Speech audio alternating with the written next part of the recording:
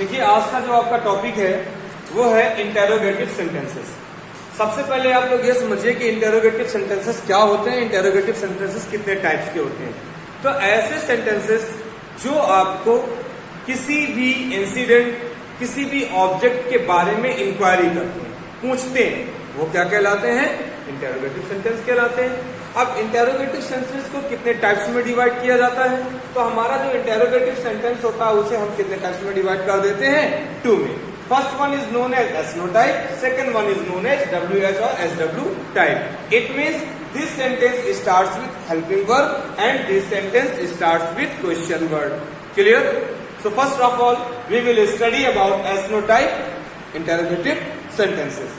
देखिए अब इसमें क्या है कि फर्स्ट टाइप का जो आपका इंटेरोगेटिव सेंटेंस होता है उसमें सबसे पहले आप देखेंगे कि जो आपका फर्स्ट टाइप इंटेरोगेटिव सेंटेंस होगा उसमें आपकी हेल्पिंग वर्ब सबसे पहले दी जाएगी और लास्ट में आपका क्वेश्चन मार्क लगा होगा। तो जब भी कभी ऐसा सेंटेंस आपके सामने रिपोर्टेड स्पीच के रूप में आ जाता है तो इसका इनडायरेक्ट बनाने के लिए हमारे पास बहुत ही सिंपल फार्मूलाज होते हैं। क्या होते हैं कि सबसे पहले देखिए जो हमारी रिपोर्टिंग वर्ब सैड होती है उसे हम बिना कुछ सोचे समझे आस्क्ड में चेंज कर देते हैं।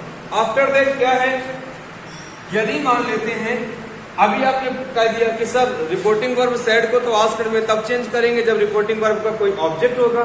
यदि रिपोर्टिंग वर्ब का ऑब्जेक्ट नहीं है तो हम उसे चेंज नहीं कर सकते हैं। तो ऐसा नहीं है, यहाँ पर सैड को आस्क्ड में इसलिए चेंज किया जा रहा है क्योंकि यहाँ पर क्या हो रहा है, आपकी घटना के बारे में आपसे पूछा जा रहा है, आपसे घटना की जानकारी ली जा रही है। क्लियर? इसके बाद में मान लेते हैं कि यदि हमारी रिपोर्टिंग वर्ब सैड के साथ में कोई ऑब्जेक्ट भी दे दिया गया है तो वहां पर हमारे पास में 2 चीजें होती हैं। क्या क्या है? तो देखिए यदि रिपोर्टिंग वर्ब सैड के साथ में हमारा ऑब्जेक्ट भी दिया गया है तो उस कंडीशन में हम अपनी रिपोर्टिंग वर्ब सैड को आस्क्ड में भी चेंज कर सकते हैं और आस्क्ड के साथ साथ में उसे हम इंक्वायर्ड ऑफ में भी चेंज कर सकते हैं। लेकिन यदि रिपोर्टिंग वर्ब में ऑब्जेक्ट नहीं दिया गया है तो उस कंडीशन में आस्क्ड को हम इंक्वायर्ड ऑफ में चेंज नहीं कर सकते हैं।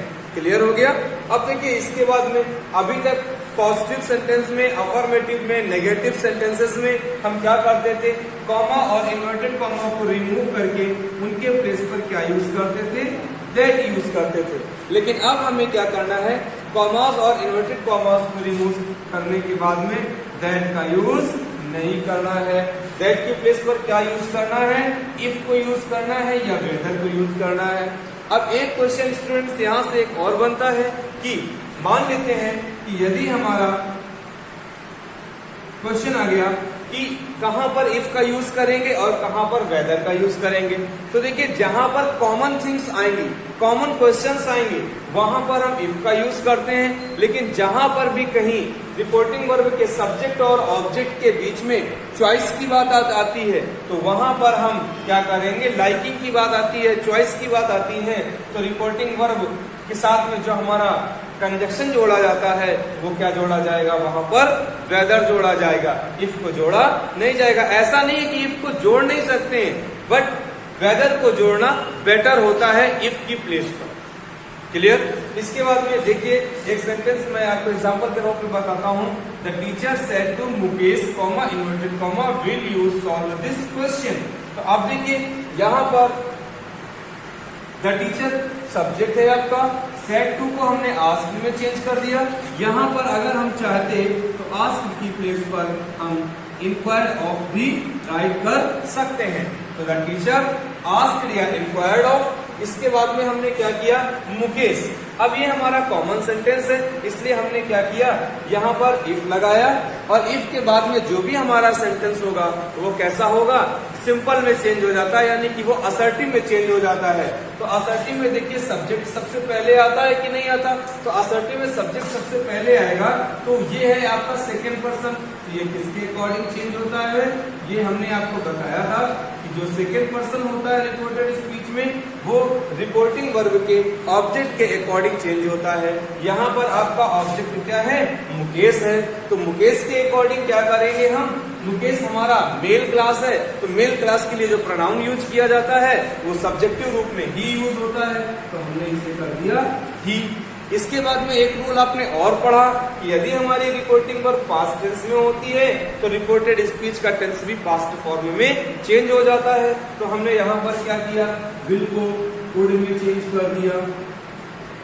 इसके बाद में वुड के साथ वर्ब की फर्स्ट फॉर्म आती है तो इसे हम एज इट इज रख देंगे। अब आता है कि नियरिंग शोज करने वाले वर्ड्स को डिस्टेंट शोविंग वर्ड्स में चेंज कर दिया जाता है। तो दिस का क्या हो जाएगा,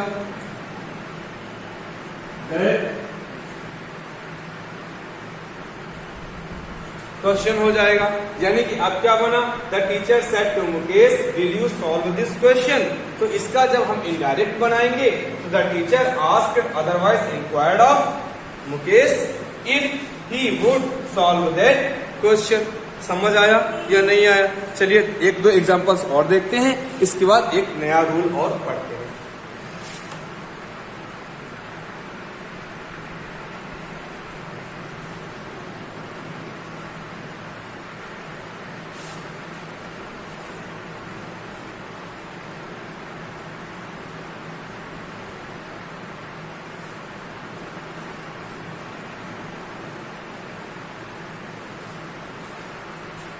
देखिए अब एग्जाम्पल जैसे लिखा हुआ है,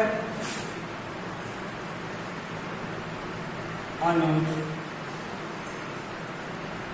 said to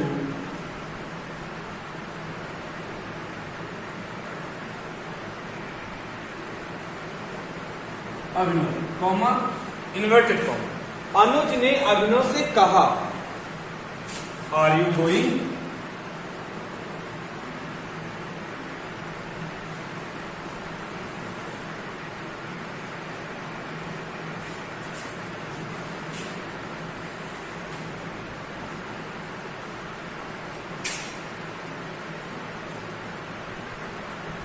are you going to my party. तो आप देखिए क्या करेंगे, इसमें चेंज करने का सिंपल सा फंडा वही यूज करेंगे। सबसे पहले अनुज को एज इट इज हमने अनुज राइट किया, सैड टू को यहाँ पर भी हम आस्क्ड में भी राइट कर सकते हैं और इंक्वायर्ड ऑफ में भी राइट कर सकते हैं। आस्क्ड और इंक्वायर्ड ऑफ में राइट करने का मतलब ये हुआ कि यहाँ पर रिपोर्टिंग वर्ब का ऑब्जेक्ट दिया है, इसलिए हम इंक्वायर्ड ऑफ लगा सकते हैं। अगर रिपोर्टिंग वर्ब का ऑब्जेक्ट नहीं होता तो हम इंक्वायर्ड ऑफ को यूज नहीं करते। तो आस्क्ड इंक्वायर्ड ऑफ, इसके बाद ऑब्जेक्ट क्या है आपका अभिनव, तो हमने अभिनव राइट कर दिया। इसके बाद में कॉमा और इन्वर्टेड कॉमा को हटा करके हमने क्या यूज कर दिया, इफ यूज कर दिया। अब हमने आपको लास्ट क्लास में आपको बताया था, लास्ट लेक्चर में बताया था कि यदि रिपोर्टिंग वर्ब में कहीं पर भी सेकंड पर्सन का प्रोनाउन आता है तो वो सेकंड पर्सन का प्रोनाउन आपका रिपोर्टिंग वर्ब के ऑब्जेक्ट के अकॉर्डिंग चेंज किया जाता है। तो यहाँ पर अभिनव के अकॉर्डिंग चेंज हो जाएगा, तो क्या हो जाएगा, ही, आर का क्या हो जाएगा, उधर वाज हो जाएगा, he was going to। अब देखिए यहाँ पर माई है, ये फर्स्ट पर्सन है। मैंने लास्ट लेक्चर में आपको बताया कि यदि कहीं पर फर्स्ट पर्सन आता है तो वो रिपोर्टिंग वर्ब के सब्जेक्ट के अकॉर्डिंग चेंज होता है। तो यहाँ पर अनुज के अकॉर्डिंग क्या हो जाएगा, हिज पार्टी। यहां तक आपका टॉपिक क्लियर हो गया? ओके। अब देखिए नेक्स्ट रूल क्या है। कभी कभी क्या हो जाता है कि रिपोर्टेड स्पीच के अंदर ऐसे फिर यहाँ पर आपका कोई सेंटेंस दिया होता है, तो मान लेते हैं कि अगर आपको रिपोर्टेड स्पीच के अंदर ऐसे मिल जाता है तो उसको चेंज करने का क्या तरीका होता है। तो यदि हमें रिपोर्टेड स्पीच में इस प्रकार से सेंटेंस मिलता है तो उसे चेंज करने का जो हमारा तरीका है वो ये कहता है कि हम जो एस है उसे हम केवल चेंज करते हैं, इसमें रिप्लाइड इन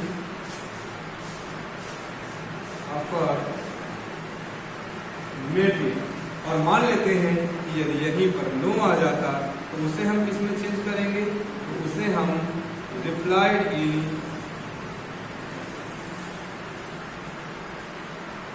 नेगेटिव में चेंज कर देते हैं। एक एग्जांपल देखते हैं, जैसे लिखा हुआ है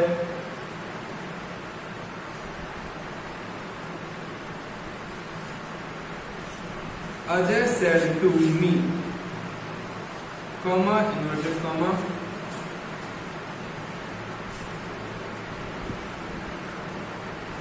can you give me this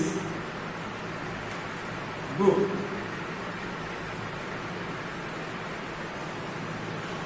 no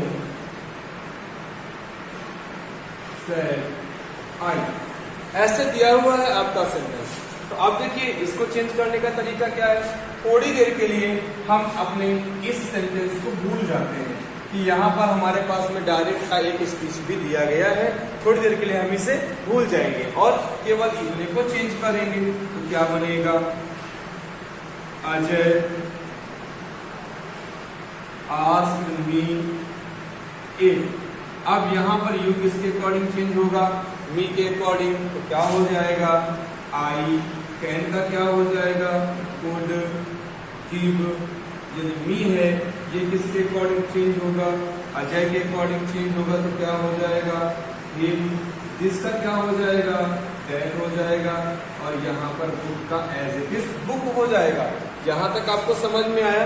अब हम इसको उठाते हैं तो देखिए क्या लिखा हुआ है, replied in negative.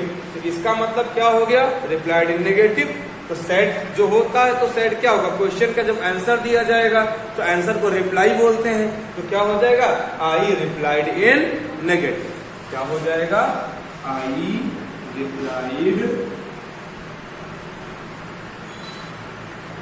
In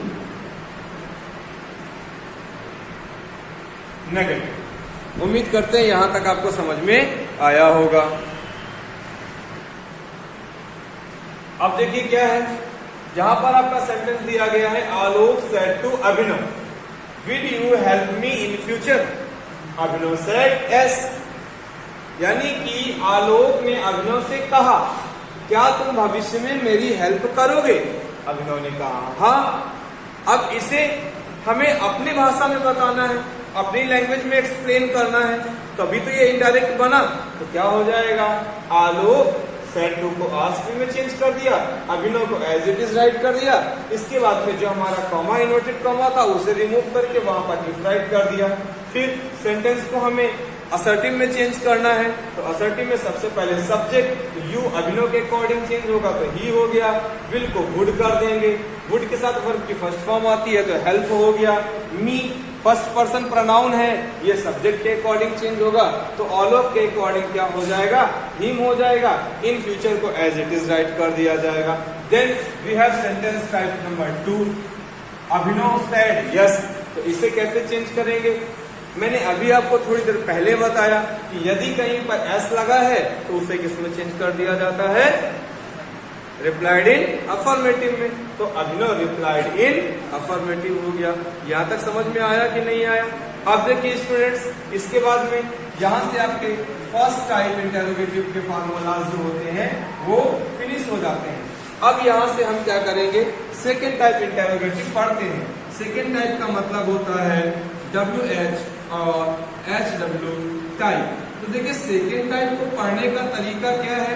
second type में आपको केवल एक चीज याद रखनी है, बाकी जितने भी फार्मूलाज रूल्स आपने यहाँ पर अप्लाई किए थे वो सारे आपको यहाँ पर अप्लाई करने हैं। केवल एक रूल है जो आपको अप्लाई नहीं करना है, वो क्या है कि अभी तक आप कॉमा और इन्वर्टेड कॉमा को रिमूव करके उसकी प्लेस पर इफ या वेदर लगा रहे थे।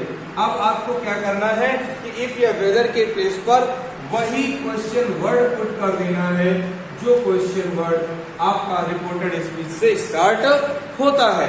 क्लियर। इसके बाद में जो आपका सेंटेंस होगा वही सेंटेंस आपको राइट करना है, लेकिन सेंटेंस का जो मूड होगा वो आपको किसमें चेंज कर देना है, असर्टिव में चेंज कर देना है। जैसे मैं एक एग्जांपल लिखता हूं,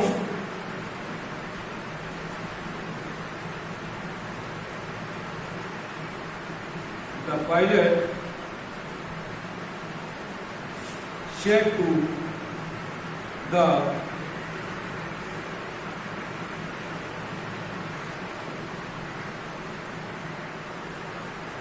crew members, comma, inverted comma, how are the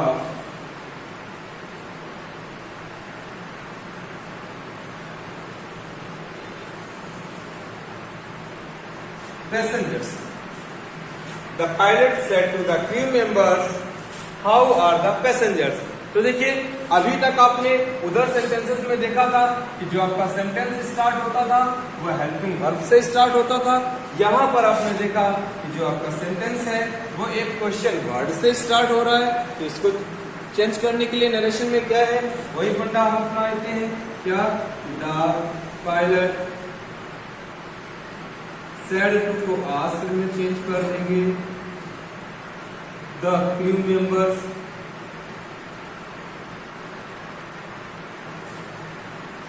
comma inverted comma के प्लेस पर क्या राइट करेंगे, वही हम क्वेश्चन वर्ड राइट कर देंगे।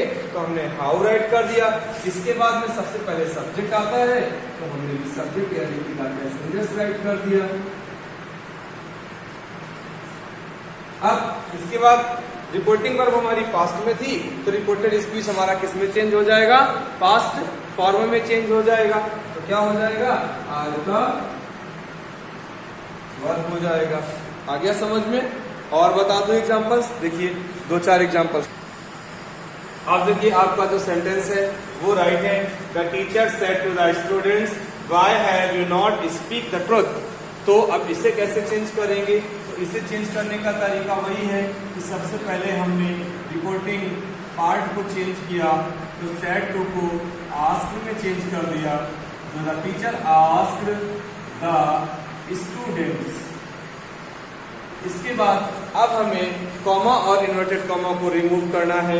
तो कॉमा और इन्वर्टेड कॉमा को रिमूव करके सेम क्वेश्चन वर्ड यूज कर दिया जाता है। तो हमने भी यूज कर दिया वाई। इसके बाद में अब हमें क्या करना है, सब्जेक्ट राइट करना है। तो सब्जेक्ट हमारा यू है, वो किसके अकॉर्डिंग चेंज होगा, इन स्टूडेंट्स के अकॉर्डिंग चेंज होगा। तो स्टूडेंट्स आपका प्लूरल नंबर है।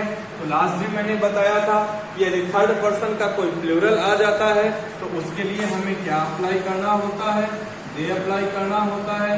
After that had not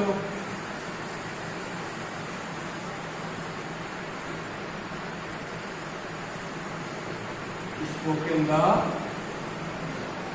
truth. अभी आपके समझ में आ गया या नहीं आया? आ गया। तो यही टॉपिक आपका यहीं तक था। आपका इंटरोगेटिव का टॉपिक आज से पूरा फिनिश हो गया। कल आपको नेक्स्ट टॉपिक के बारे में लेक्चर होगा जो होगा आपका imperative sentence. Bye, good day, see you.